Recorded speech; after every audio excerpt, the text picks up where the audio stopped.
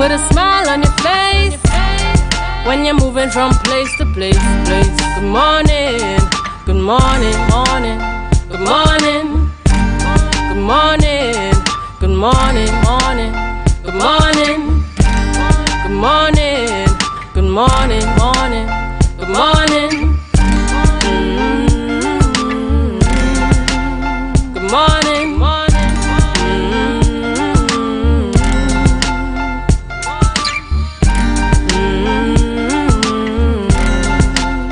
Good morning, morning. Good morning.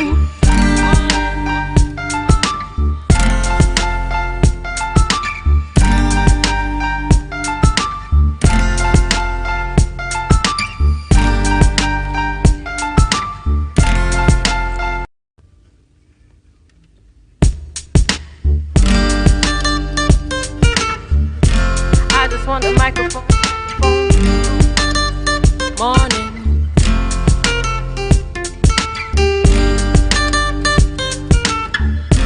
I just want the microphone. Morning. Take the mask off your face and look at me face to face. Good morning, good morning, good morning, morning. Put a smile on your face when you're moving from place to place. Good morning, good morning, morning. Good morning, morning. This world is getting so cold. I wanna keep running like a soldier. Somebody must have touched my soul, 'cause there ain't no stopping till it's over. I wanna get up out my chair, 'cause everybody's getting so lazy. Don't want nobody touch my hair, 'cause a lot of sisters acting too crazy. And them not tough like this, rough like this, and them not nice like this. Some can't take it when you talk true sense. Rather hear the words that glorify nonsense. Yes, and I got my brain, and I'm pretty like my mama. I don't wanna pick your brains, I just want the microphone. Take the mask off your face and look at me face to face. Good morning, good morning, good morning, morning. Put a smile on your face when you're moving from place to place. Good morning, good morning, morning. Good morning. I wanna share my love, but it's gotta be with someone who's precious. You're never gonna get my love, accepting that you're real precious. You're never gonna cramp my style, baby, 'cause I get a lot of pleasure. And if you wanna test my style, you better have a whole lot of measure, 'cause I'm a rock back chick, never tag along the never look back chick. Trendy, a little crazy, intelligently singing rock back chick. No sticks, no stones, or any kind of weapon don't belong here. I don't wanna break no bones, I just want a microphone. Take the mask off your face and look at me face to face. Good morning, good morning, good morning, morning. Put a smile on your face when you're moving from place to place. Good morning, good morning, morning. Good morning, good morning, good morning, morning. Good morning, good morning, good morning, morning. Good morning. Good morning, morning.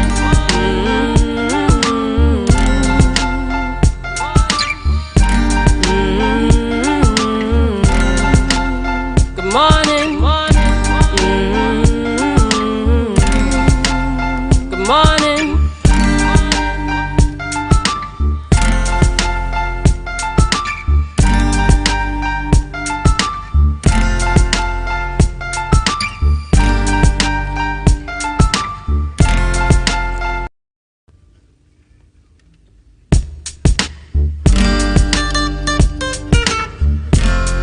On the microphone.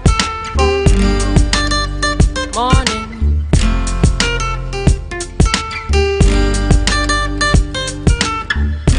I just want the microphone.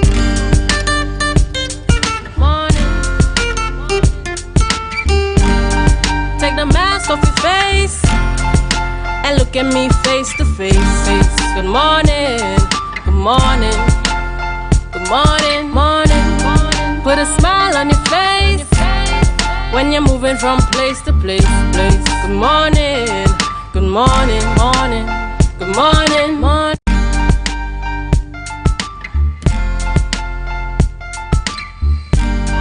Put a smile on your face when you're moving from place to place.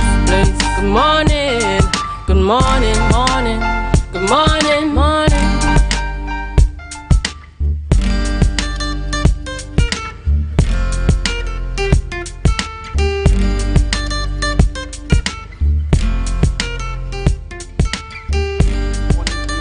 Welcome to the Tobago Updates Morning Show, coming to you here live from the Port Mall in Scarborough. Beautiful view there on the outside.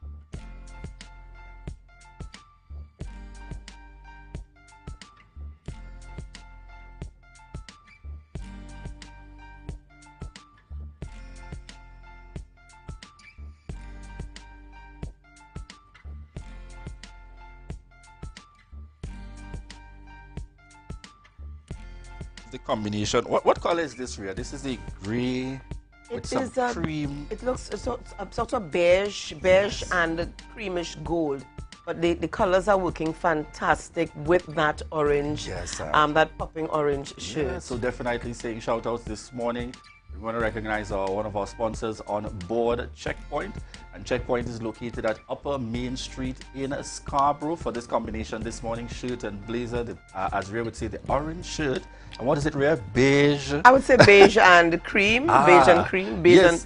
And it's as one gold. Of, someone would say, I saw the photo and I saw you on screen. Wow, I thought it was one color and it's actually another and I like it even more. Interesting. So we want to thank their Checkpoint located at Upper Main Street in Scarborough. That's 639-5148. Up Checkpoint.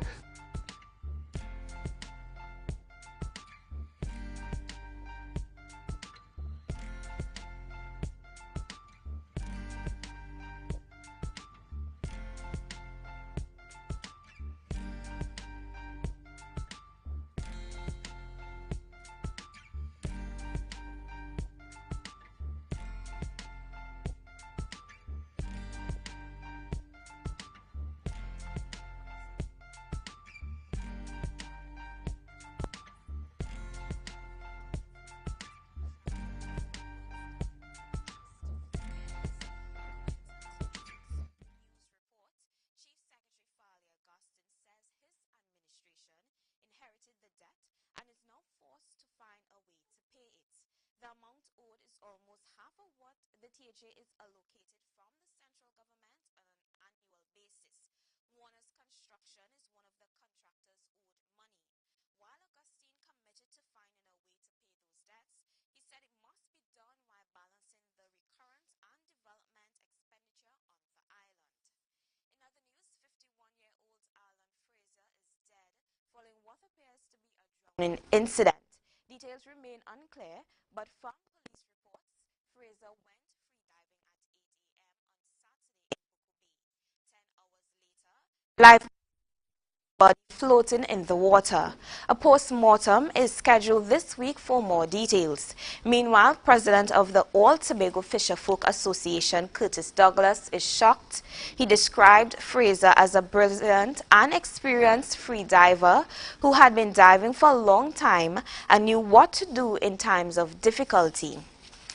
Meanwhile, the United National Congress is calling for an audit into the Children's Authority. This follows a special investigative report that revealed children in many homes across the nation suffered physical and sexual abuse at the hands of their caregivers. The Children's Authority says they did not have enough resources to properly monitor children in state care.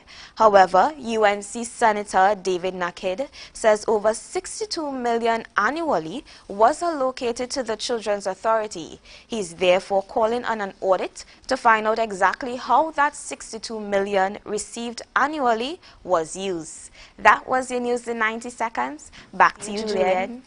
Thank you very much, there, Denicia. Continuing to keep us in the know, a bit much happening in the Tobago space. And yes, we continue to hear of these challenges in terms of managing resources and the finances within the Tobago space. You know, in terms of interesting developments. Ria, I would have also noted over the course of, I think it was late last week, in terms of challenges in the airport area, with regards to the blocking of a road, perhaps by the contractor, the THE having to step in on behalf of residents to clear, you know, some statements being made there by the chief secretary. And, you know, over the weekend, I took the opportunity. I said I wanted to pass on that same back street there behind, I think where it is the Met office is located behind there, and the fire station. And so only to recognize that there's still a number of residents occupying this space in terms of not moved as yet. And why it stood out to me, it was because one resident in particular indicated that challenge was specific to the fact that they had not yet received funding, and therefore they think it's only fair that before they move, which I think is a very reasonable position, that they should receive their monies to be able to now prepare for that other life, versus you move in anticipation that are hoping to get the money, and then you're in a bit of a bind and a challenge, because obviously you're going to start off renting in some way, form, or fashion before you even start to make strides to build your, you know, to build a new home. So that's a very interesting development. And I still see a few happening there, but I was able to drive straight through.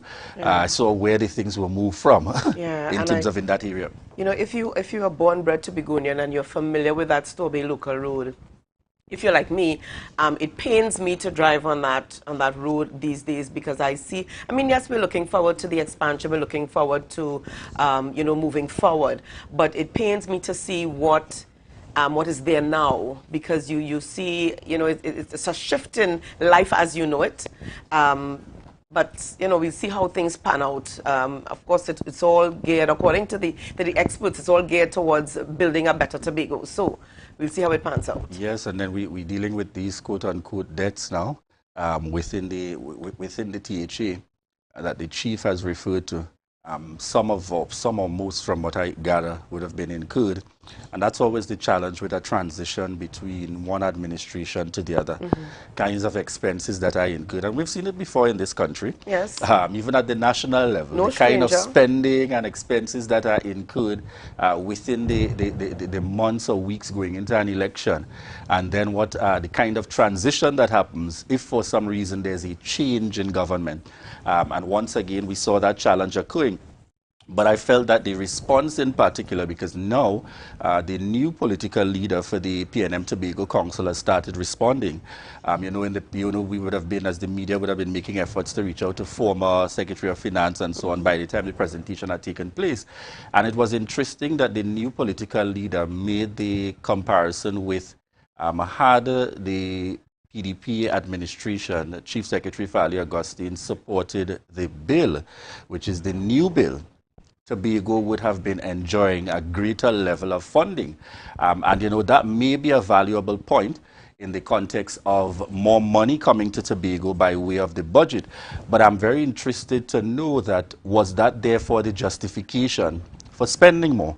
Because in anticipation of the bill coming, and the bill being passed with Tobago being able to have more funds to it, did that therefore then justified the additional kind of spending that took place in anticipation that those monies would have helped to cover that kind of cost? I'm not sure what the intent was, but I just found the response from the new political leader, former Chief Secretary, quite interesting, because obviously he sat in the same chair as the current Chief Secretary, Fali Agustin, and he was just making the point that had we gone and had the bill approved, we would have had that extra in terms of 1 point something billion to be able to support the kind of expenses. But I trust that we'd be hearing more, most obviously, because I know that you would hear from the current administration on these concerns. Definitely. And we have an opportunity now where the new political leader of the Tobago Council would have been involved in the former administration. So he would have been well positioned as a former Chief Secretary to be able to speak to these issues. So we look forward to seeing how they will be resolved,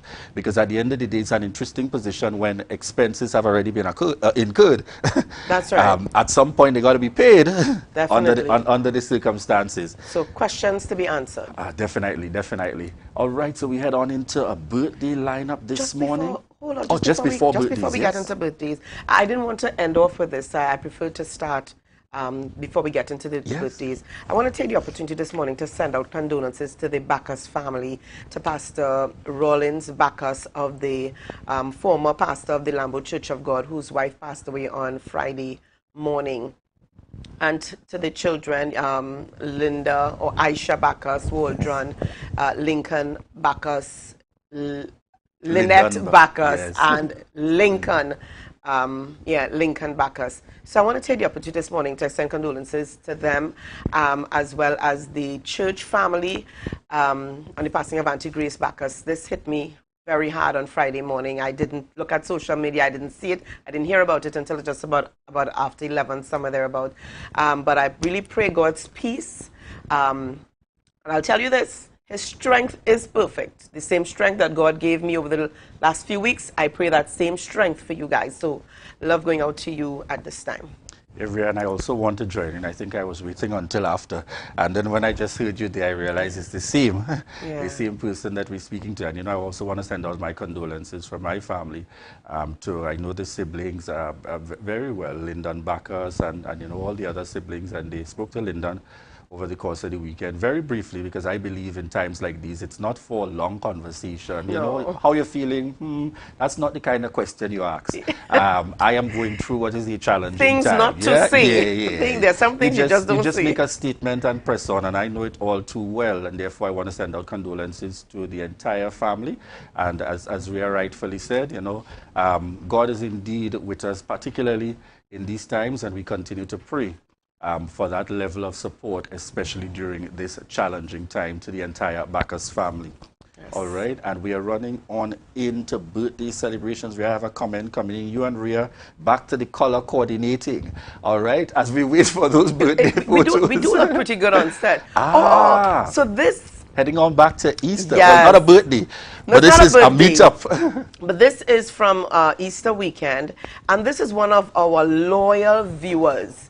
Now, I didn't know who it was until she introduced herself and she said, Dee Dee Vincent. Now, I tell you, viewers, this lady is on with us, not almost, but every morning. So, Dee Dee Vincent, love going out to you. I think the viewers needed to know who you really are. Shout outs to Dee Dee Vincent. And in fact, I watched this event live that she was hosting during the Easter during the Easter period. So shout out there to Dee Dee Vincent, one of our loyal viewers. And this morning we head on over birthday celebration to another loyal viewer, Anne-Marie Brathwaite, sending out birthday shout outs to Anne-Marie this morning. And she ensures that she's usually tuned in. That's right. All right, and I know that she would have celebrated her birthday over the course of the weekend, and we want to say happy birthday to you. Continuing to look fantastic. A birthday shout out going out to Alana. We trust that you have an enjoyable day, Alana. Sending you happy birthday coming from my family as well as the entire team. Sending all the birthday shout outs this morning. Trusting that you all have an enjoyable May celebration. And yes, these are my people. We're all celebrating in May. I look forward to May 22nd, Rhea. Yes, but May in itself is a good month with good people indeed. I got a few special folks coming up in May as well, but I'm going to leave it there. Definitely. All right, I'm sure that many would agree. Many would agree on the live in terms of May being an excellent month. And we see, of course, condolences on the live continuing to flow in. We want to recognize this morning as well Bianna Brebner, Denise Hosford, Hughie Melville, Candice Chapman. And Hughie is sending out condolences Yes. to Lynette, Also, Bacchus, yes. Lyndon, and the entire family. And the entire family, yes. Hughie would be also familiar with the entire circle. Morning, Laverne Simon, Sharon Mills. Speaking of Laverne Simon. Godfrey Moore, yes. Let's talk a little bit about and Laverne at this Simon. point in this segment, viewers. We can't talk about Laverne Simon. Speaking of Laverne Simon, how was your weekend, Julian? A good weekend, good weekend. A good And weekend? yeah. You always, you we always alluded to give it being a thanks. long weekend. Why was that? I mean, It was started just on a normal... Friday evening, Friday night, Friday evening. Oh. Long in that context. Oh, okay. But okay. very good. Okay, yeah, he's just, okay, yeah. Ria, we work hard, so you would agree it's play hard. important to take a time out from time to time. Work hard, Julian. Play hard, Julian. Okay, all right. I'll leave it there. Viewers, we continue to thank you so much for the love and support. Ria, who do we have on the lineup this morning? Oh, Julian, who do we have on the lineup this morning? But coming up just after, we encourage our viewers to share the live. We're chatting with Dr. Vanash James on the increase or the hike in gas prices and the effects of it. So he's going to be starting us off this morning. Great, and then we also connect with Ricardo Alfred at Tobago Agriculture Development Company, most of you know as CADCO, giving us some insights and updates on the capital of paradise. So we look forward to that interview as well this morning. And who do we wrap with on the lineup? We are chatting with another Ricardo, but this one Bob. Ricardo Bob is going to close us off, and we're talking about the Mosquito Awareness Week 2022. It's that time, that transition between rainy into dry or dry into rainy, when we have a lot of mosquitoes around. And I don't know, I just have those faint kind of memories with people talking about, what do you call it, the fogging something, where you used to have to open up your house and so on. But I suppose times have changed. We've had more advanced technologies being utilized. But I remember hearing my grandparents and parents talking about that all the time. In terms of in those times. All right. So we want to thank each and every one of you, all of you joining us on TV, radio. In fact, those of you joining us here in Tobago, Lisel James, yes, I see you, Lisel. Those of you joining us here on TV, those of you connecting with us throughout the region and the world at large, thank you so much for the love and support. And Alicia Richardson Williams out there in New York. Alicia, good morning, my cousins. I see. Good morning, Cuzzy. Good morning to you, Cuzzy. Yeah, from Anton Parks as well. Yes, and Hazel Isaac in San Fernando. This is our point where we want to remind you, those of you joining us on Facebook, remember, it's your opportunity to share the live, share the live, share the live. Good morning, good morning, good morning, morning, good morning. Good morning, morning. It makes it easier to bear. You won't regret it, no. Sweet, squeezer, don't tease her, never leave her. Got to drop, man, got to drop, man, got to drop, man, got to drop, man, got to drop, man, got to drop, man. Squeezer, don't tease her, never. MI4 Security Services Company is the most advanced security service in Tobago. Ask about our cash and transit service. It's safe, risk-free, reliable, and timely. We provide safe banking delivery for all business types and sizes with highly trained staff, 24/7 monitoring, coordinated emergency response, and a well-maintained fleet of armored vehicles. Contact us at 660-7723 or visit our website at www.mi4securitytt.com to sign up today. Rest easy at American Stores. Up to 20% off. Outstanding discounts on selected Serta, Sealy, and Therapeutic mattress brands. Check us out today at American Stores, where we make quality living affordable. advertise with Tobago Updates. Call 284-6597. If you have a small or large business, we can get your information in front of the masses. Reach our rapidly growing viewership on Facebook and YouTube. Promote your brand in Trinidad and the Caribbean through METV Now and Gayel. Yes, we can build a unique ad for your business. Call now 284-6597 and advertise with us.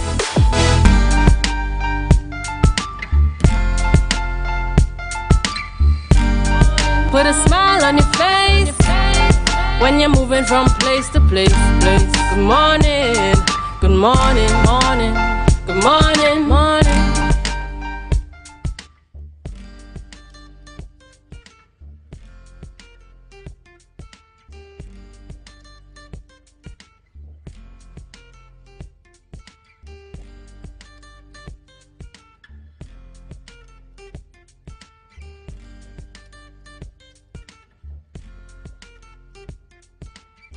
With us from time to time with that support, and this morning she's joining us on the live. All right, as we head into this segment, we will be chatting with Dr. Vanus James.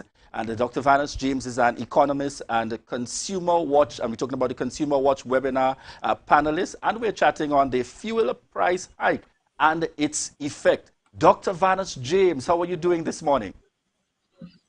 I'm doing all right, but I'm not hearing you clearly. You have suddenly the volume I was hearing when I was listening on your show, I'm no longer hearing that volume. All right. So we're going to try to So you make should some have them adjustments. check on it. Are you hearing me any better at this point? I'm not hearing you any better. You're coming in muffled. You're right, hearing so, me clearly. We're trying to make some adjustments on this end because we're hearing you clearly. Permit me to allow you to start then while we make some adjustments here. Hope you're hearing me. To give us a sense, you know, we can't start off this segment having you on for the first time and not chat about, give us a little quick synopsis of your feeling regarding the performance to date of the current administration a few months in within the Tobago space. That's before we even go to talk about the hike in fuel prices. The current administration in the Tobago House of Assembly. Your perspective a few months in. Well, work in progress. 5 months, 4 months is not a long time. And you were pointing out earlier quite correctly that they have significant financial challenges. Plus, normally, with any government, the normal process of making change is a very slow one. I'm a development economist, so I know how difficult fundamental change is. And so it's taken quite a bit of time to get the fundamentals in place that you would need in order to begin to push Tobago in a different direction. So far what you're getting is government by the executive, because none of the mechanisms to get the public properly into the process has yet been set up. These things take time though. What do you anticipate is probably a reasonable time frame, given that it's not the continuation of our administration, but rather a new administration taking office in terms of beginning to look at what might be a critical kind of assessment from your perspective as an economist? Well, it's not the government, you know, it's the public. It's what time it takes for the public to learn that it controls the country. It owns the country, and it must pressure the government to do the things it wants. It must organize itself through political parties, other political parties than those that are in power, and so on, NGOs and others, and the ordinary citizen, and demand that the government sets up itself so everybody could get a voice. This was the same requirement of the PNM, and it didn't do it, and now this government should be pressured to do it by the public. That takes time, because it takes time for people to learn that they are the owners of the country. No matter we've been in this business for 400 years, it's 400 years of dictatorial executive government, and that mechanism continues under this new administration. But this government is willing to to empower the public, as it told the public in its election campaign. And so it will take time because the people are themselves. The traditional habit, as you know, Julian, is you put a government in power and then you wait. That's the experience all across the Caribbean, and that is what has to change. And so that might take a year. It might, you can't time it. It might take 1,000 years. We have to push and demand. And when we learn enough about the fact that we own the country and are willing to push for change, we'll get the change we need. Right, excellent. And it's a very good perspective that you have always spoken to a greater involvement of the people in the process. So it's not just those that we elect, but the people here on the island play a critical role in the overall governance. We are moving into the realm as one of the focal points for this morning, speaking to fuel price hike and its effects. And I want to start in the first instance. What's your perspective, in relation to the increase that we are now experiencing as a country? Some make the statement that it's inevitable because of the fact that we have enjoyed subsidies and this can only happen for so long. Some said the timing was totally off. I want to get, what's your perspective? Well, let me remind you that I'm not hearing you clearly at all. So I'm only picking up a few words here and there as you pose your question. But I think to talk about this, we have to face the fact that the world is grappling with COVID at the same time, and as it is now grappling with a war in Europe. War in Africa is one thing, but war in Europe, which is basically the center of the global system, is trouble. And what that has done is what both COVID and the war have done is to drive up pretty much all prices, food prices, materials, transport costs, all the things we measure when we talk about inflation, the consumer price index, and the underlying factors driving the consumer price index, and all of them affect Trinidad and Tobago, mainly because we are such an import-dependent country. We import pretty much 85% of everything that we consume, whether we're consuming it productively in the production system or we're consuming it through the households.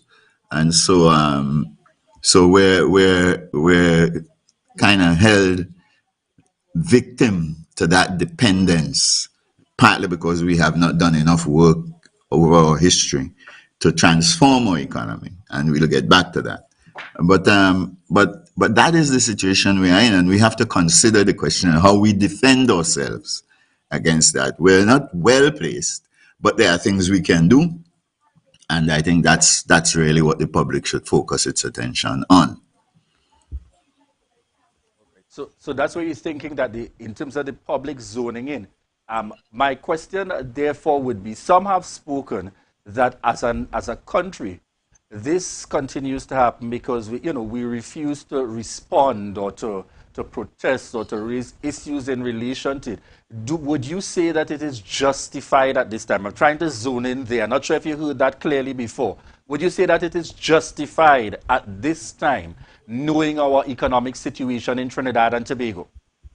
Well, by and large, to tell you the truth, I agree with the central government that in the end, the public the economy has to bear, the private sector, the households and so on, must bear the responsibilities, bear the burden of international price increases. So if oil prices go up, it will show up in the budget, and they would make adjustments when the budget is declared for the next year.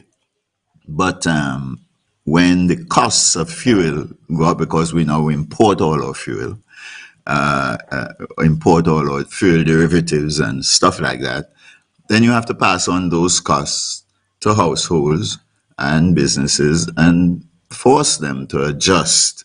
Otherwise, what you will end up with is a tendency for it to run a kind of socialist government in the country in which the people are not required to innovate and drive their development efforts, and instead must depend on the government for everything. You can't build a serious society on the basis of continuing dependence on the government, was my original point to you.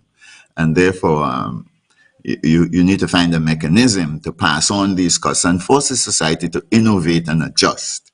And it is that I think it makes the move by the government to pass on the prices and remove the fuel subsidies quite a sensible move at this time. Now, in that context, of course, Tobago is not excluded. We're going to have to find our ways to adjust as well. But if there is one justification, it is that we must come up with ways to innovate in our society and transform the structure of our system so we are more resilient to these kinds of changes. And the longer you delay that pressure on the public to adjust, the longer it will take you to develop the society. So I agree, the government, it's time. We've been padding our books for the last 60 years.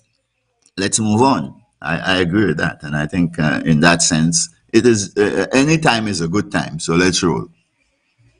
Dr. James, we make the comparison against what is an increase in terms of fuel and the natural effects that will come to other aspects of the economy to be felt by the individual, because with an increase in fuel price, a number of other sectors will automatically be affected.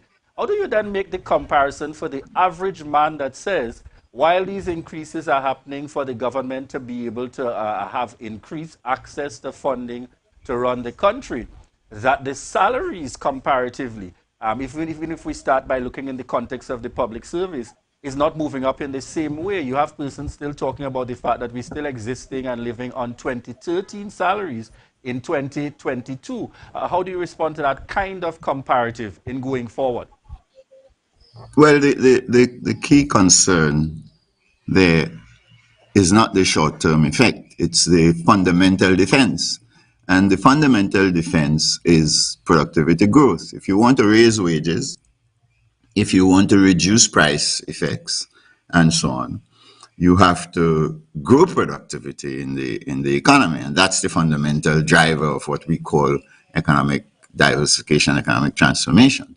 So Tobago has to grow productivity, Trinidad has to grow productivity, and when you grow the productivity, you can afford to raise wages and still have enough savings to drive your economy. So it might make sense for people who are thinking short term to say buffer the public from the price increases.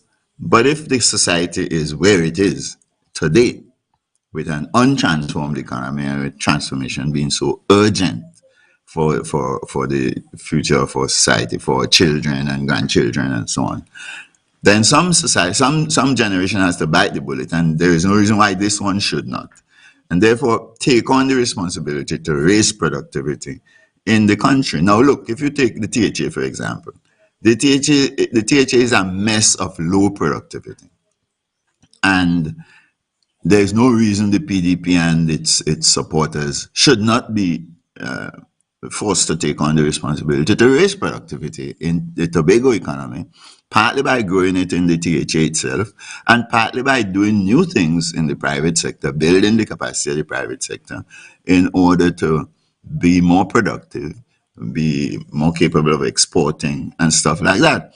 And I am not among those who would suggest to the public that this is a good time to postpone that responsibility one more time, just so we could save a dollar here and a dollar there to favor consumption. So my general perspective is let's get the business of productivity growth underway and use that as our primary defense against the headline inflation and the core inflation that we are experiencing coming from the shocks in the world system.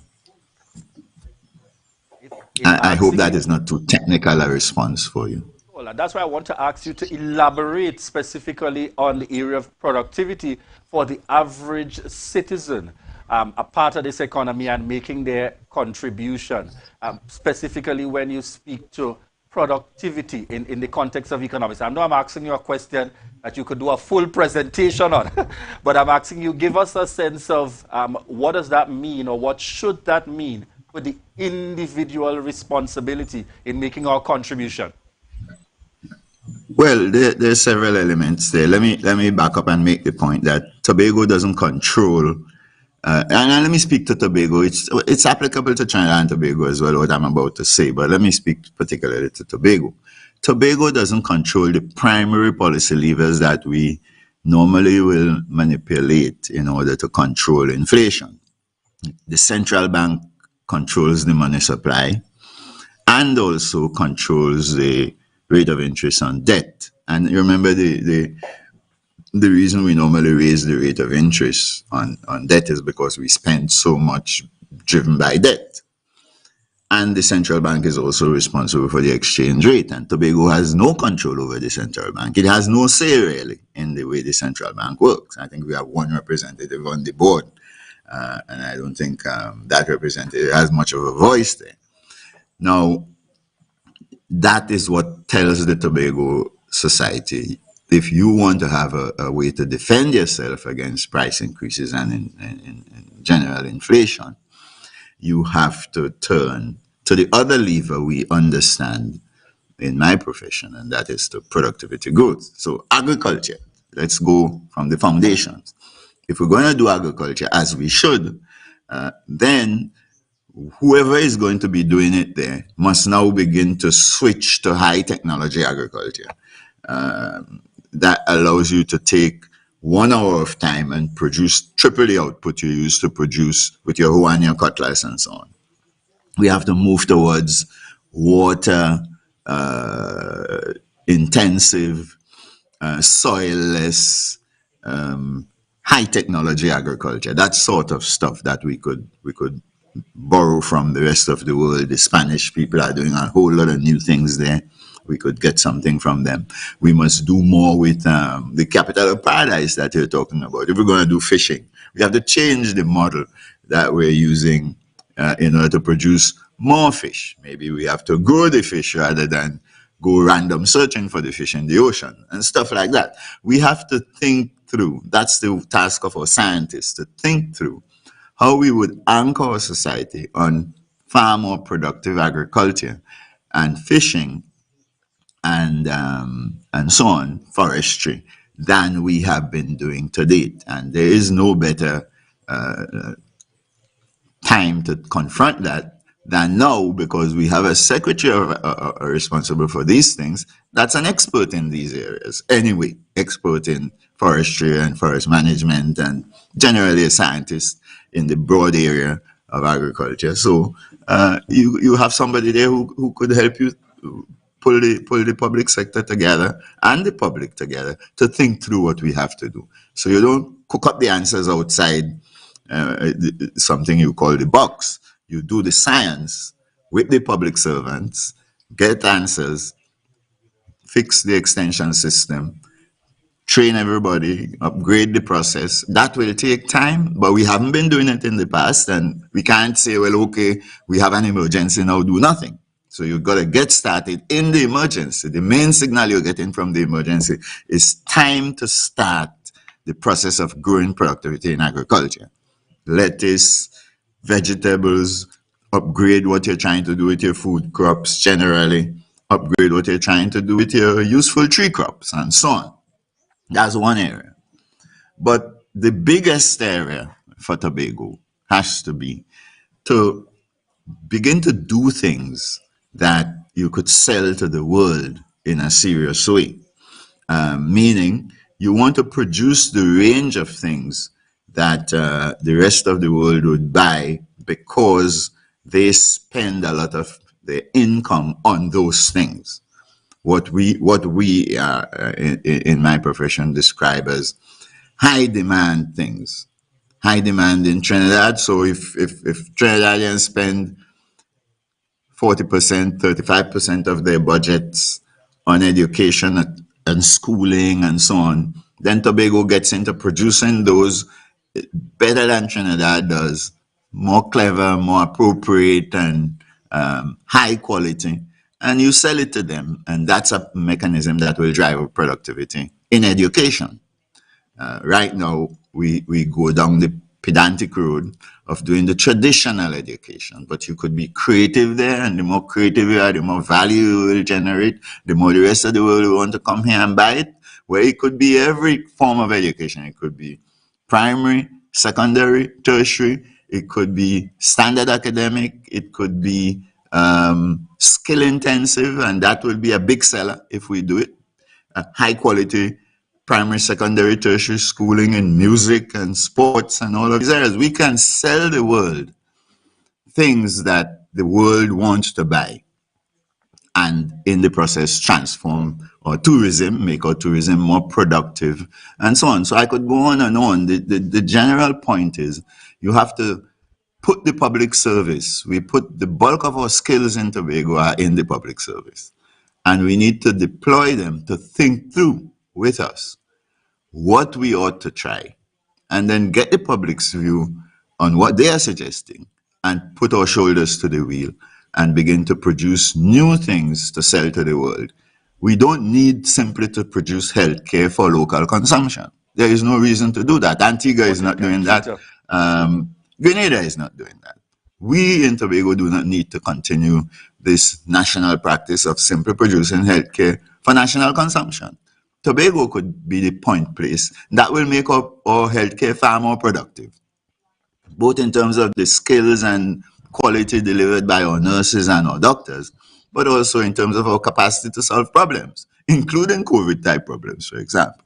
So we've got to invest to get those things done. Just as you have to invest to upgrade productivity in agriculture, you have to invest to transform your education system, invest to transform your healthcare system. And then we have a very, very attractive record in the entertainment sector, in music and the arts. And remember, that's where great people like Rose and Nelson and Crusoe and so on, that's where they came from. And they have demonstrated that you can be highly productive in production of lyrics, sweet music people like all over the world, and so on. But you have to invest to build our capacity to do that. You can't leave it to natural talent the way we did with Rose and Nelson. We have to build schools that could create the capacity to write the lyrics, create the capacity to make sweet music, create the capacity to perform in the arts and entertainment and so on, and redesign the carnivals and build industries that will generate high value for the time we devote to them. That's fundamentally what you're talking about. That's the same substance as transforming, diversifying the economy. So to defend yourself against inflation, you have to be raising productivity in that sense. So at least if prices are rising in the world, your prices also will go up of what you sell to the world, and you'll be able to use the money to cover the imports you buy. Thank you very much there, Dr. Vanas James. And I particularly appreciate the perspective shared in relations to avenues in the context of our education, avenues in the context of healthcare, looking at agriculture, and the different areas from which we can really speak and focus in on productivity. We're just out of time this morning for this interview, but I know with you, we've got to commit time to be able to really go into some of the respective areas. So we look forward to having you back on in the future to even chat about things like foreign direct investment and so on in the context of the Tobago House of Assembly and moving forward. But we got to leave it here for this morning, and we want to thank you very much again, Dr. Vanas James, for joining us on set, economist here on the Tobago Updates morning show. Viewers, as we continue, coming up in the next segment, we'll be chatting regarding updates on the capital of paradise and other aspects of the Tobago Agriculture Agribusiness Development Company, TADCO. And we will be chatting with Ricardo Alfred, and we look forward to that interview. And at this point, we want to remind you, viewers, to remember to share the live, share the live, share the live. You can now get whatever you need whenever you need it anywhere in Tobago with Tobago. Your meals, medication, groceries and shopping all delivered directly to you. No more hassle, no more stress. Get the Tobago app today on Google Play or Apple App Store. That's TAPPOGO and let us deliver to you. Check our website at www.tapogo.app or call the experts at 494-TOGO and 484-4746. Tobago. Relax. We will get it to you. Tobago's at your service. Tobago Glass Supplies has been a leading name for over 37 years in the glass and aluminum market in Tobago. We provide an extensive range of high-quality, innovative aluminum and glass products for commercial and residential use. Competitive prices with superior and professional services by committed employees who are guided by rigid quality standards. Tobago Glass Supplies specializes in the manufacture and installation of glass and aluminum products that are essential to today's homeowners and the business environment. We are engaged in marketing, sales, and installation of a variety of products. These ranges from windows and doors to necessities such as mirrors for homes and vehicles, designed and manufactured in-house or imported.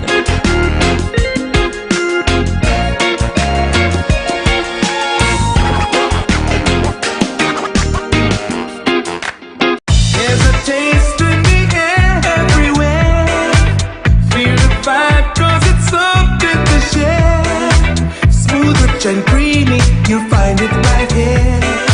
Makes you smile, relax a while, it's fun and the chair. Ooh, enjoy every scoop. Ooh, every taste will get you hooked. We have flavors that you love, a combination special. Come along, enjoy our treats.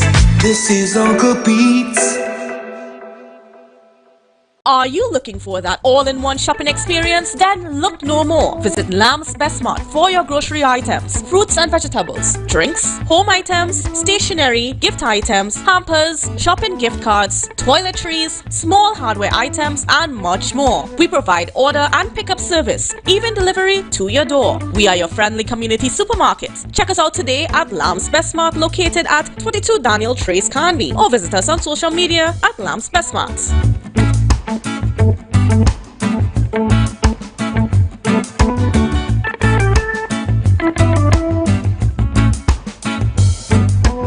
It's a different type of thing down there. And we party till we drop down there. With a lot of pretty girls down there. Down in Tobago. Coconut's Cafe, the buffet restaurant that specializes in all your tasty local dishes for breakfast and for lunch. Breakfast includes coconut bake and sada roti, served with chokers, bull joil, and sausages in tomato sauce. Not forgetting beef and cheese pies, shepherd's pie, macaroni pie, and rice in various styles. Meat served in a variety of flavors, garden salads, and pasta salads. All this accompanied by fruit juices, coconut water, your choice of a great combination to appease your taste buds. So call us today to order, as we are here to accommodate your busy schedules or if you are having a cooking day off.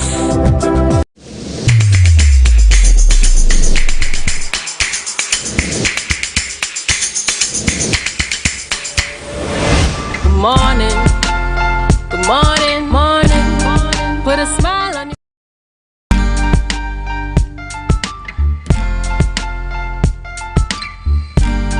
Put a smile on your face when you're moving from place to place. Good morning, good morning.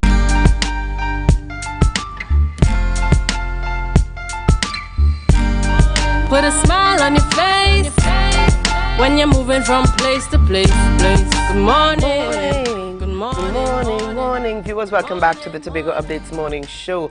And we're chatting this morning with Ricardo Alfred, the chairman of the Tobago Agribusiness Development Company, or TADCO. And this morning our focus is on the capital of paradise. Good morning and welcome to you this morning, Ricardo Alfred.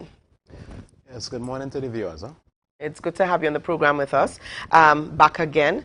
Now, Ricardo, back in March, we would have seen the return of the capital of paradise, and the media and other dignitaries were invited to tour the vessel. Since then, we're talking about just about a month, a little bit more than a month, you know, with things going. How have things been? What is the update? What's been happening? Right, so, you know, so good morning again to the viewers. Just an update regarding the capital of paradise. So, the vessel would have gone to sea just to test the fishing gears in terms of the full operation of all the fishing gears at full capacity regarding the lines, the equipments, and that sort of stuff. It came back last Sunday. It spent approximately 3 days out in international water. The idea was to really get a sense of where the equipments are and to ascertain the conditions. So currently we are just doing some minor stuff. It came back very good actually. It was a very good trip. The vessel is currently doing some minor stuff in terms of the radars. There's something called a radio buoys. They're actually just sorting it out right now. We had to, because of the new regulation regarding these types of fishing vessels, we have to get an onboard tracking system. So it's currently being installed right now for all these vessels that follow the ICAT conventions, meaning that when you're dealing with Atlantic tuna, you must have certain requirements as regards to ships so that they can track you and know exactly what is going on out there. So the vessel will definitely go out to sea within the next 2 weeks or so. And but so far everything is good in terms of the equipment. So just doing some little minor stuff in terms of the equipments. All right. So based on, and this is based on that trip that was recently made. Yes. All right. What are some of the other areas? Were there any other areas of concern that you need to probably pay attention to work on before you make that first voyage, major voyage? Well, you know, I saw it fit that the vessel to have to go and do a sea trial first, in terms of a proper sea trial in terms of the equipment. So, the vessel has not sailed for, I think the last sail was 2018. So we have to keep in mind that it hasn't sailed for a while. Certain equipments will tend to malfunction. A couple of the buttons were sticking in terms of the radio, the radar. These things are expected because of lack of use. So, but all in all, everything was good actually. So, the vessel is going to be catching some live bait. What is happening? We have an arrangement with the St. Vincent country across there. So, what happened? We have to get some live bait probably from there. We have some persons that we may try to get some live bait from Tobago. You know, choosing the right crew was something that took some time. However, the crew that went out, they were all Tobagonians. And is that important for TADCO? I would say it is important for Tobago, not just TADCO, but for Tobago. My aim really is to get for us to develop, you have to be able to get the people who are willing to develop. The crew was very young. I was very happy with that. And so in terms of succession planning, in terms of that longevity, I'm quite happy with the crew there. So but this is a win for Tobago, I would call it. And the crew, let's talk a little bit about the crew. They're all trained in seafaring? Yes, they are all fishermen first, and they all met the necessary requirements, the minimum requirements that is, in terms of their certification and that type of stuff. Okay, so I like how you said it's a win for Tobago, yes, not just for TADCO. Let me ask you here, as it pertains to the hike in fuel prices, how does that hike in fuel prices affect the runnings of the capital of paradise? Well, you know, fuel is something that we saw. I mean, based on my projections, I know that the fuel costs would have gone up. We just have to make our trips more successful in terms of bringing in a larger capital. However, in going forward, I can tell you within the next 5 years, the ships that are building now will definitely be alternative fuel in terms of whether it be electric or whether it be natural gas and that type of stuff. So we have to be willing to move towards that, even in the type of vehicles that we are driving. Right. We have to be willing to upgrade our status in terms of what we want to be and where we want to go as regards to that type of alternative energy. So at TADCO, we are definitely exploring the use of CNG vehicles and the use of other electric actually.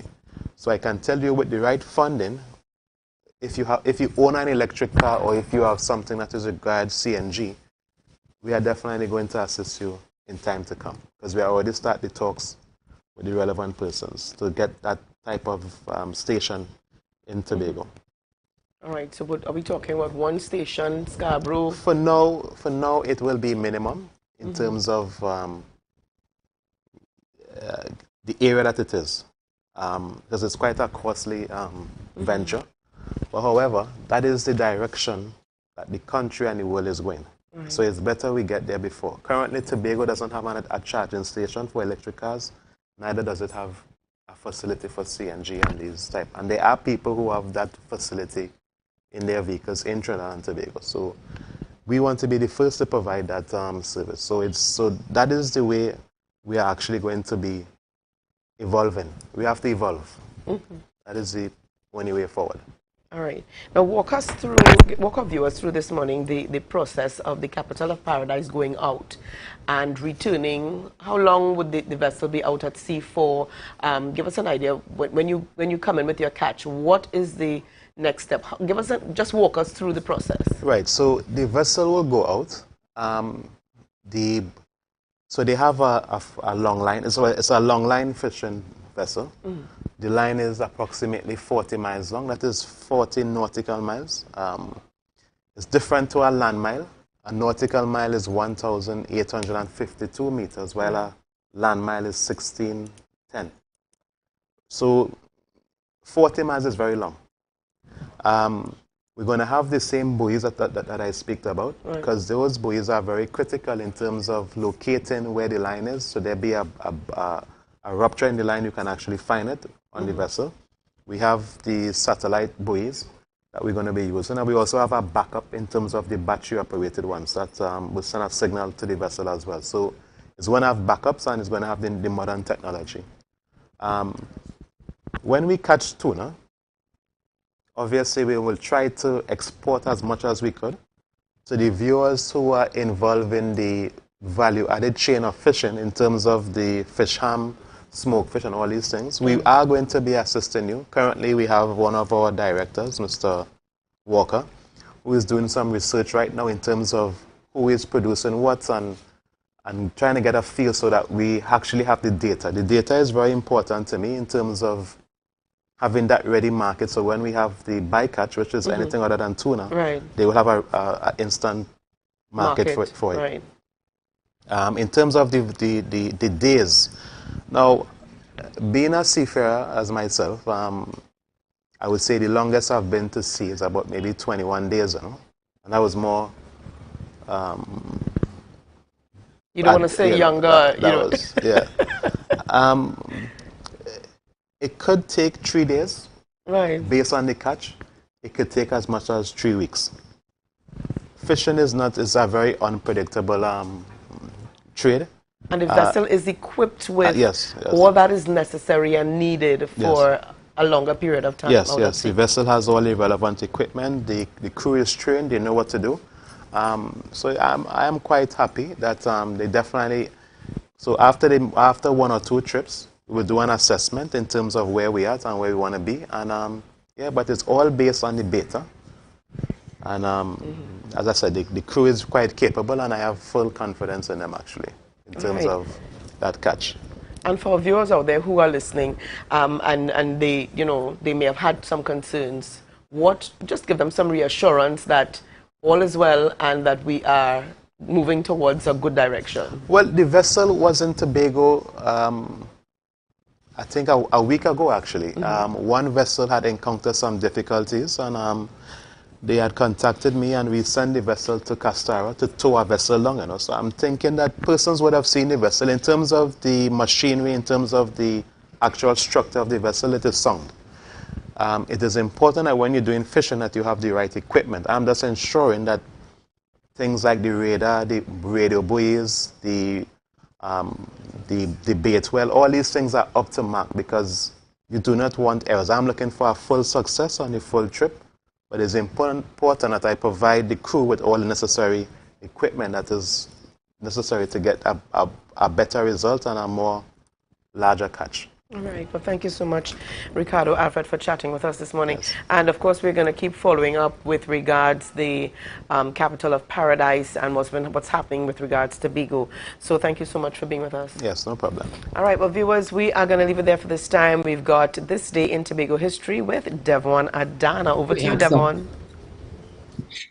This Day in Tobago History.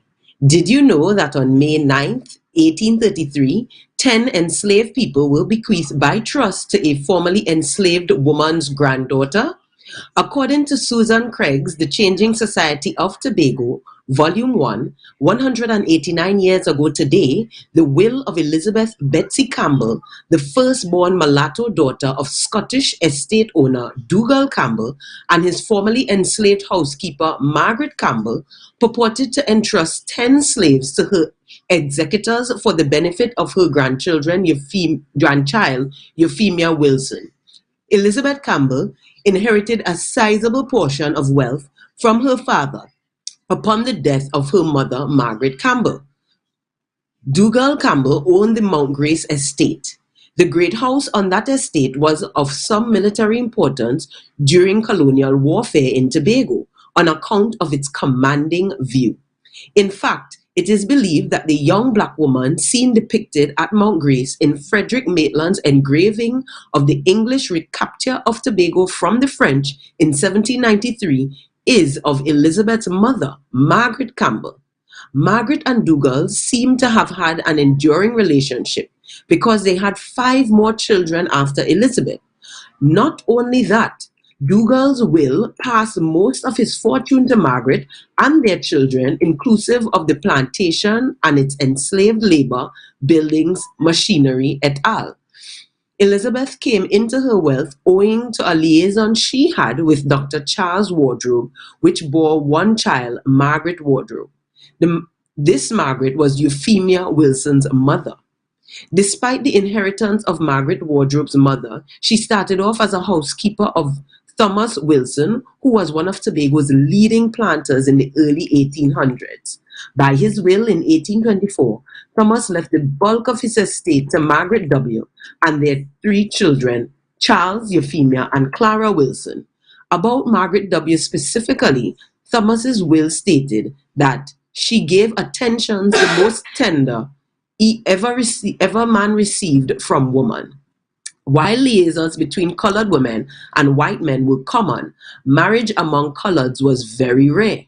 So much so that this fact became the basis of a legal argument against the portion of Elizabeth's will passing the 10 enslaved people on trust to Euphemia. Euphemia died in childhood, and the 10 enslaved were now apprentices due to the abolition of slavery in 1834. Thus, in 1836, the apprentices were able to break the trust by arguing a finer point than just on the fact that they were formerly enslaved and therefore no longer property to be willed. The apprentices were led by a woman named Jem. Jem was also an apprentice, and she, along with the others, protested against the execution of the trust on the ground that Euphemia's birth had been in wedlock, not matrimony. As a result, as next of kin, she could not inherit by law. As a result, the group was able to claim freedom. You've been watching This Day in Tobago History. My name is Devon Adana. Be sure to join us after the break. MI4 Security Services Company is the most advanced security service in Tobago. Ask about our cash and transit service. It's safe, risk-free, reliable, and timely.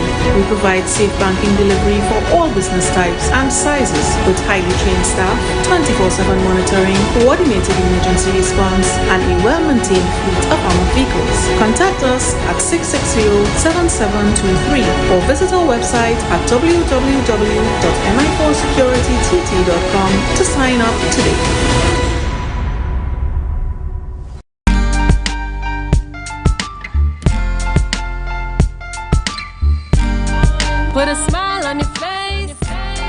when you're moving from place Viewers, to and place. welcome back to the Tobago Updates morning show. Coming to you here live from the Port Mall in Scarborough. Yes, we're into the final segment, and Rhea and I here are busy chatting off about the weekend and the week to come. All right, Rhea, it's been a beautiful, beautiful Monday morning to get us started for this week in our matching combination. Most definitely. Not planned, folks. Not planned. Never planned. Never planned at all, unless Checkpoint had a peek into Rhea's wardrobe. All right, just again expressing our appreciation and thanks on board with us at Checkpoint, located at Upper Main Street in Scarborough, responsible for the shirt and blazer this morning, the orange and cream, intricate combination. Don't worry, Rhea and I will do a photo so that you'll be able to see, see the actual color. Or let's say another variation based on the camera color, not live camera, That's but right. the still shot. That's right. And to some of our other sponsors this morning, Hair Sanctuary, thank you. To Her Perfection, Kiana Jones, thank you so much. Kayla, John out there in Betsy's Hope, Tobago, originally from Bell Garden, thank you so much. House of Norma, we say thank you to you as well. So lots of love going out to all of Tobago. During that last interview there, Julian, when we were chatting with Ricardo Alfred, the chairman of TATCO, one of the viewers on the live, Dave Elliott, asked about the catch. What catch did the vessel bring in on its first trip? I saw the message late, but I was able to confirm with Ricardo just before he left that it was not a fishing trip, Dave Elliott. It was not a fishing trip. However, there was some bycatch, which was dolphin. So they were able to bring in some dolphin, but as he mentioned, it was not a fishing trip. Yeah? Correct. And, based on the question asked by Dave Elliott, it's something that the chair and TATCO would need to look into in terms of providing those periodic updates. So you give persons a sense in relation to the productivity with regards to the capital of Paradise and the work that's being done out there. As well. All right, so, also coming in on the live a little bit early on this morning, but we got caught up, is Cameron Richardson celebrating his birthday. So, Cameron, love going out to you from the entire family, and this is my word. This would be my great, at that stage of my life, my great nephew celebrating his birthday today. So, love going out to you, Cameron, from Auntie Liz, Uncle Ray, Uncle Oswald, the entire clan. So you see, viewers, I'm happy that Rhea is of the same belief that May is a good month. A birdie whispered to me, Daddy is born in May, Huzzy is born in May. May is a good month for Rhea also, folks. Ain't he a setup? Yes, I tell you, some really good men. Really good men. My friend, We're not sure about June. My friend down there, he's June. And I'm not sure about June men, but I know for certain May men. I've no folks, viewers, Rhea isn't talking about you. She's specific here. Giving one some guy, challenges. just one guy. We want to thank you all so much for the continued love and support. I'm seeing here on the live with us, Charlene Frederick Turner. Morning, TJM Tobago. Good morning to you, Trace. Good morning, Cukie Melville, Cindy Taylor, Auntie Dora, Dee Vincent, Auntie Dora. All right, each and every one of you continuing to show us the love and support. We are indeed number one because of you, only because of you, and we want to thank you so much. Gary out there in Trinidad tuned in. We want to say morning, Gary Francois, thank you so much for the continued love and support. Marlene on the outside, thank you so much for the continued love and support here on the Tobago Updates morning show. Rhea, we're about to wrap, Rhea. That's right. That's right. So, Tobago, thank you for joining us. Have a really great day. And just to let you know that our background is Mount St. George. We're told Mount St. George. Beautiful pic. All right, so. And who's the photographer responsible for this this area this morning in the Mount St. George area? This is under the courtesy. Who's this courtesy this morning? The Mount St. George area. All right, we'll have to get that info, Rhea, most definitely. Audio is giving us some challenges as well. Right. But this is a beautiful picture in terms of capturing that. I would not have known where it is, Rhea. Yes, I was told earlier by the director that it is Mount St. George. So I'm going to leave it right there. Tobago, have a great day. Stay safe. Remember to wear your mask, sanitize, and socially distance. Already kind of weapon don't belong. I don't want to break no bones. I just want a microphone. Take the mask off your face and look at me face Rest to face. easy at Morning. American Stores. Up to 20% off. Outstanding discounts on selected Serta, Sealy, and Therapeutic mattress brands. Check us out today at American Stores, where we make quality living affordable. Advertise with Tobago updates. Call 284-6597. If you have a small or large business, we can get your information in front of the masses. Reach our rapidly growing viewership on Facebook and YouTube. Promote your brand in Trinidad and the Caribbean through METV Now and Gayel. Yes, we can build a unique ad for your business. Call now 284-6597 and advertise with us. You can now get whatever you need whenever you need it anywhere in Tobago with Tobago. Your meals, medication, groceries, and shopping all delivered directly to you. No more hassle, no more stress. Get the Tobago app today on Google Play or Apple App Store. That's TAPPOGO, and let us deliver to you. Check our website at www.tapogo.app or call the experts at 494-TOGO and 484-4746. Tobago. Relax. We will get it to you. Tobago's at your service. Tobago Glass Supplies has been a leading name for over 37 years in the glass and aluminum market in Tobago. We provide an extensive range of high-quality, innovative aluminum and glass products for commercial and residential use. Competitive prices with superior and professional services by committed employees who are guided by rigid quality standards. Tobago Glass Supplies specializes in the manufacture and installation of glass and aluminum products that are essential to today's homeowners and the business environment. We are engaged in marketing, sales, and installation of a variety of products. These ranges from windows and doors to necessities such as mirrors for homes and vehicles, designed and manufactured in-house or imported.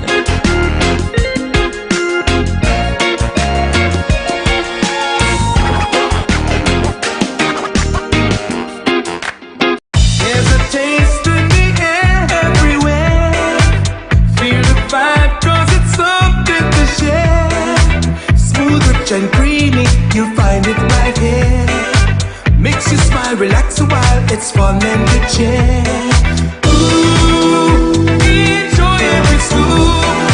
Ooh, every taste will get you hooked. We have flavors that you love, a combination special. Come along, enjoy our treats.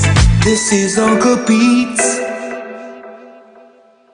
Are you looking for that all-in-one shopping experience? Then look no more. Visit Lamb's Best Mart for your grocery items, fruits and vegetables, drinks, home items, stationery, gift items, hampers, shopping gift cards, toiletries, small hardware items, and much more. We provide order and pickup service, even delivery to your door. We are your friendly community supermarket. Check us out today at Lamb's Best Mart, located at 22 Daniel Trace Canby, or visit us on social media at Lamb's Best Mart.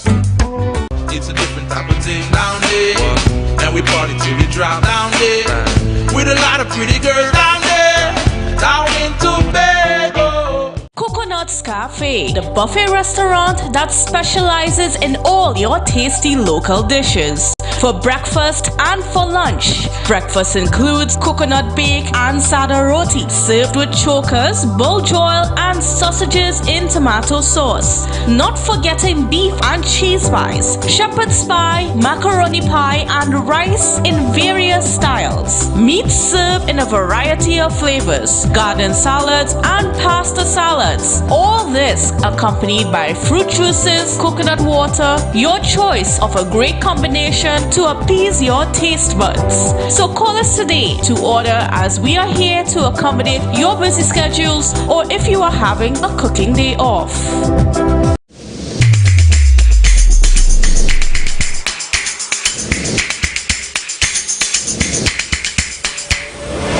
Good morning, good morning, morning. Put a smile on your... If you see or know about a crime, report a crime safely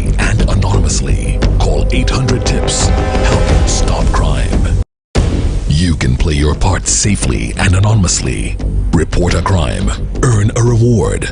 Call 800-TIPS. Help stop crime. Be a hero. Champion. Fearless citizen. Be a crime stopper safely and anonymously. Call 800-TIPS. Help stop crime. Yeah. Hey. Tobago updates. Na na na na na. Good morning, Tobago. Na na na na na. Wake up with Candace. Let's go, go. It's a brand new morning. Rise up to a brand new dawning. As the passion start to rise, the energy fill the skies. I say thanks for favor to wake up and hear me neighbor. 60,000 people strong, and the vibes is never wrong. We are beauty, we are power, we are people in the sun. We are beaches, we are rivers, we are melanated ones. We special and there is no denying. Tobago is number one. I am you and you are me. Together we stronger. Good morning, Tobago. Good morning, Tobago. Good morning, Tobago on Tobago Updates. Your source for current affairs in Tobago, Trinidad and the region. With the perfect conversations to complement your morning routine. I am Candace Jackson. And I am Denise Dempster. Here's a look at what's happening in your news in 90 seconds. Over $1 billion is owed to contractors for works done over the last few years. According to a TV6 News report, Chief Secretary Farley Augustine says his administration inherited the debt and is now forced to find a way to pay it. The amount owed is almost half of what the THA is allocated from the central government on an annual basis. Warner's Construction is one of the contractors owed money. While Augustine committed to finding a way to pay those debts, he said it must be done while balancing the recurrent and development expenditure on the island. Meanwhile, the United National Congress is calling for an audit into the Children's Authority. This follows a special investigative report that revealed children in many homes across the nation suffered physical and sexual abuse at the hands of their caregivers. The Children's Authority says they did not have enough resources to properly monitor children in state care. However, UNC Senate David Naked says over $62 million annually was allocated to the Children's Authority. He is therefore calling on an audit to find out exactly how that $62 million received annually was used. In other news, 51-year-old Alan Fraser is dead following what appears to be a drowning incident. Details remain unclear, but from police reports, Fraser went free diving at 8 a.m. on Saturday in Buku Bay. 10 hours later, lifeguards noticed his body floating in the water. A post-mortem is scheduled this week for more details. Meanwhile, President of the All Tobago Fisherfolk Association, Curtis Douglas, is shocked. He described Fraser as a brilliant and experienced free diver who had been diving for a long time and knew what to do in times of difficulty. That was your news in 90 seconds. All right, Denise, yes. So we have some interesting things developing. We see that complaint coming out there that there is $1 billion owed to contractors from the THA, and one of the big contractors that are owed money out of that $1 billion is Warner Constructions. Now, this is shocking for me because I assumed, remember, there was a lot of works that were done prior to the elections. So I assumed that these contractors would have been paid prior the elections, you know, from the new administration taking over. I mean, it's not a bit of a shock that this has not been resolved, because chances are when you go into take over office, there are some things that would have been left on your desk, debts that would have been left there that you would have to see about, right? Yes. So it's not really shocking to say the least, but at the same time, I guess for me, I expected that they would have been paid prior to moving forward with the new administration taking over. Now, what is very concerning about this situation is how much is owed. It's because $1 billion. Right, and it's not just Warner Construction. He also said, the Chief Secretary said, the TRHA owes $15 million to TNTech.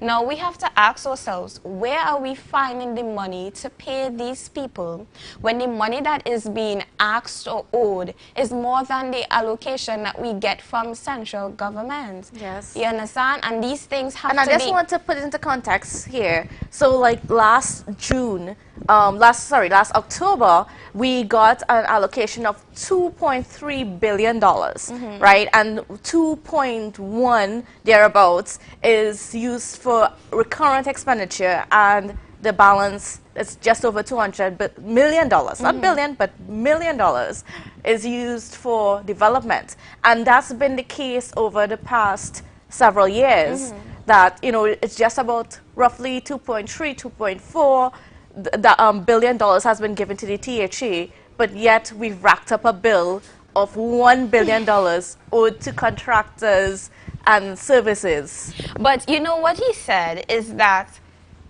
you want to be able to pay the money for true value of the work. Because if you drive around Tobago, right, I'm not discrediting anybody, let me make it known there. But when you drive around, there are a lot of works that have been done on our roadways. And within 2 or 3 weeks, you would hear civilians complaining about the road depleting and going back to the way it was before. And you ask yourself, okay, this road was just paved yesterday. Yes. How is it that the whole get back there, you know? So it's very hard, I think, for the Chief Secretary. Yes, you have to pay what is owed, but I think it's very hard to pay money that is owed for a work or job that isn't well done. And he said that. He made that clear. He made that known. But like I said, the concern for me is where they're really going to find the money. I mean, now is really hard times. It's challenging for all of us. And I think as a new administration, you're already frustrated because you're trying to figure out, okay, where am I finding the money? How am I going to keep us afloat? Because he said, you know, it's recurrent and development expenditure. You have to focus on that, the wages and the utilities. You can't sacrifice person's wages to pay a bill. True.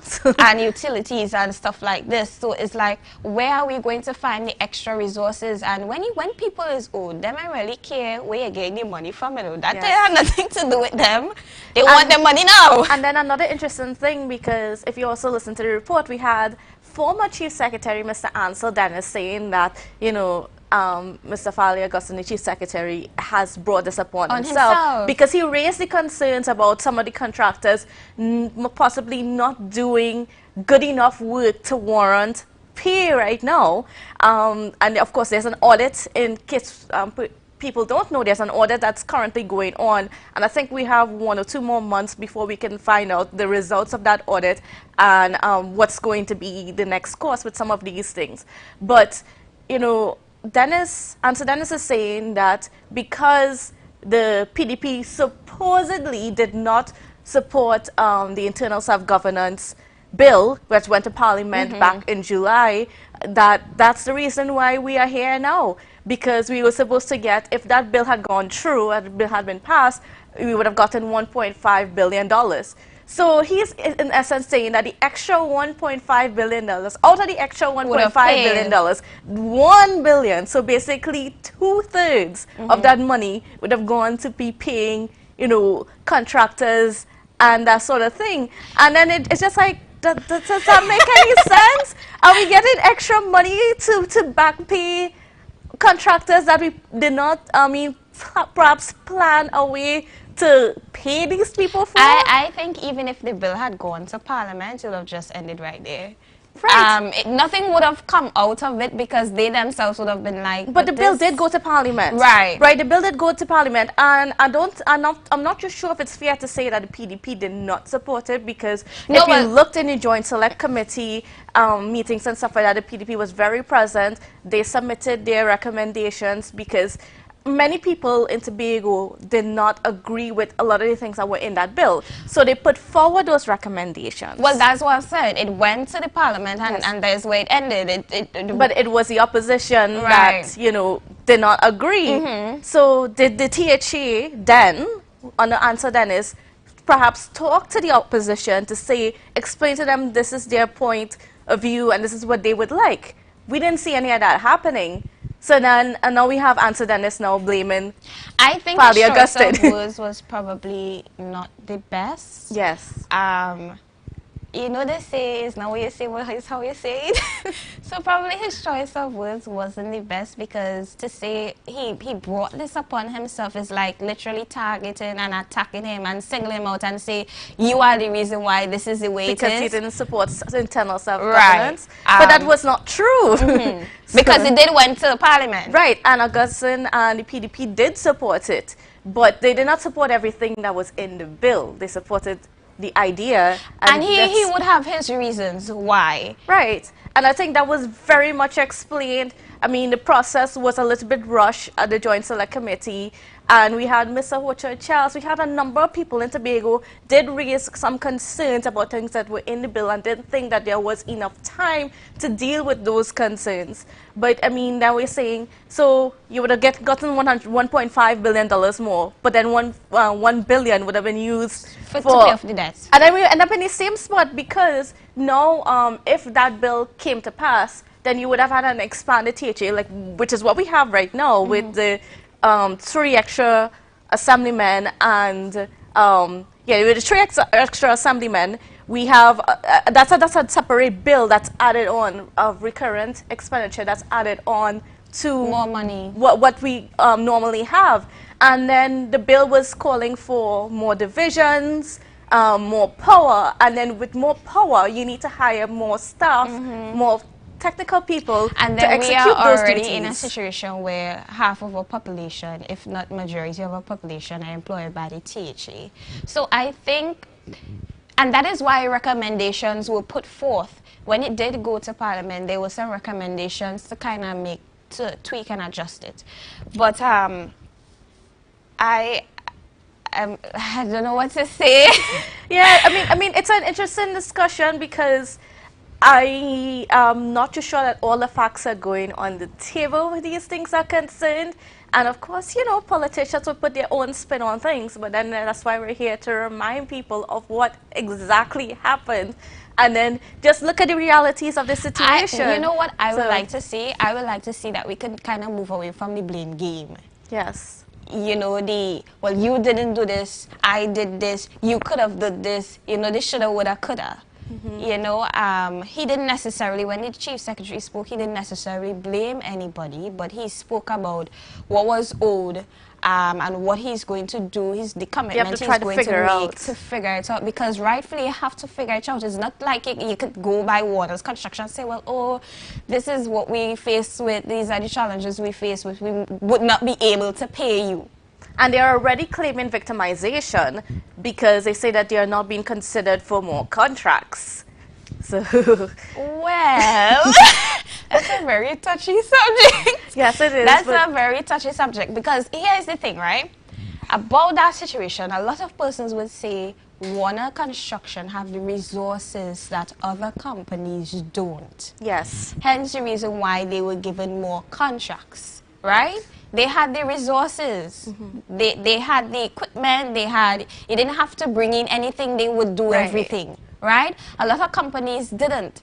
Now, I'm not saying that's fair, but that's the hand that they were dealt with at the point in time.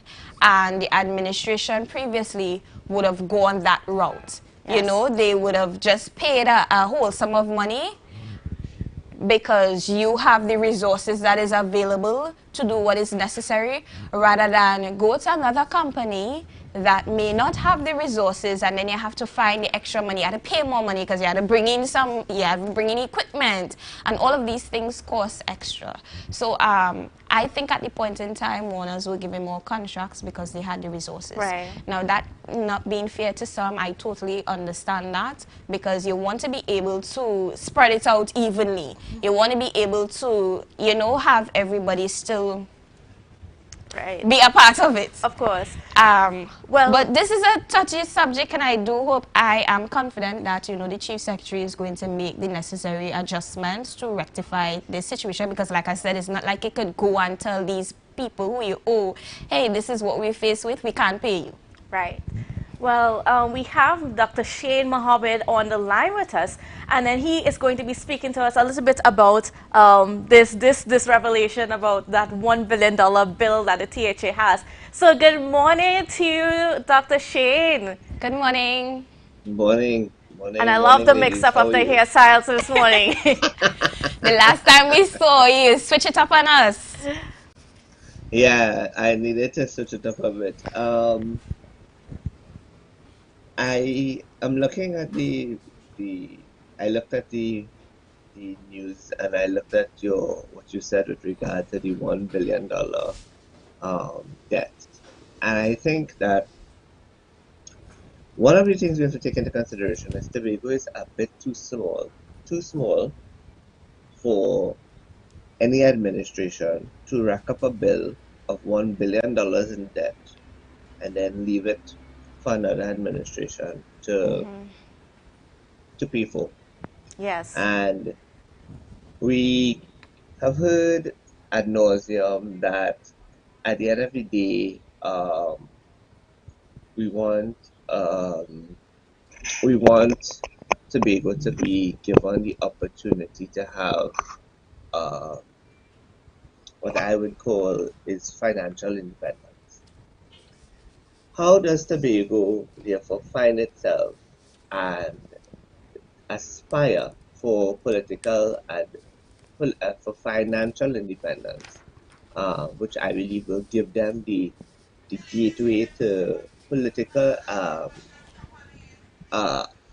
autonomy? How then do you expect the THA to aspire and to achieve political and financial independence in a real, actionable manner when you have debts like these to pay for? I find it is, I mean, don't get me wrong, this is not something that is uncommon among administrations. It is not something that is uncommon across the political divide, across the world, across jurisdictions, you name it. You inherit debt and that sort of thing. But debt of $1 billion for projects, and this is just one, I believe. You have this is a contractor, Mr. Warner, of Warner's Construction, calling the THA for monies owed, and it's unfortunate. One contractor calling out his outstanding monies for works rendered to the assembly is preposterous. And I was listening to the new political leader of the PNM talk about people losing their jobs under the PDP administration, and it being illegal and this and that and the other. Where's the evidence of that? What we have is evidence coming forward to show consistent bad administration and bad management by the PNM administration from the years before, and this is just one another example to add to the basket of examples of bad administration. Dr. Shane, how can the TTHA go forward in trying to address this when they only receive an average of $2.3 billion a year? Yep, and the thing about it is, what it does is it puts a serious bump and a serious block in the new administration's ability to move forward with its projects and processes. And we don't want to have an administration that is left paying debts for the next 4 years, which hinders their ability to complete their projects and to fulfill their manifesto. So therefore, there's going to be a lot of balancing, a lot of negotiating on the part of the chief secretary, which I personally find to be very unfair to him, because this is maladministration on the part of the PNM. What I will say is he's going to have to do balancing a balancing job, a balancing act of saying to contractors, we can't pay you all. If we pay you all and pay off this debt of $1 billion, then we are what we acknowledge the monies that is owed, we acknowledge the work that was done, but to pay $1 billion off is going to be directly robbing the people of Tobago an opportunity towards development. So they're going to have to take it in parts, whether they like it or not. That would be my approach as a negotiator. That would be my approach. You'll have to play hardball. Take me to court if it comes down to it. But I never said I will not pay you. I'm just saying that I am not going to be able to pay you the full $1 billion, because the full $1 billion is going to rob my administration and the people of Tobago the opportunity for my administration to deliver on its promises and its projects. So, Dr. Shane, do you think with that suggestion that you gave, would that still make their 4 years in office, their future endeavors in office, be a little bit tedious? Well, if scenarios like this continue to come, and scenarios like this continue to arise, it may, we are at catch-22, right? So it may or may not, because it is all dependent on what the central government gives to the THA at the end of the financial year. So let's just say they give to the THA $4 billion. We could say that remember, we have things like recurrent expenditure was one. We have things like debts as two. You have projects and processes you want to implement, new projects and processes you want to implement. That's three. You want to allow Tobago the opportunity to breed with a new level and a new system of management that is going to allow them to be, for lack of a better word, they will be exhibited on the international stage. All of those things cost money. All of those things are going to be, and they're not only going to cost, they do not only cost money, they are significant, especially in getting off the ground and getting an administration to be successful and to meet its promises. I believe it will have to take a lot of negotiating on the part of the THA and the central government, and taking into consideration that the chief secretary is also the secretary for finance. I give him the credibility and the capability of negotiating with central governments and having a discussion with the prime minister on what they're faced with, and with the expectation they can that resolve it, right? Well, they can resolve it. Dr. Mohammed, let's thank you so much for speaking with us, even though it was just short, but we just really want to appreciate you. And viewers, I guess that's it for this morning. So I just want to thank you for joining us. And Denicia?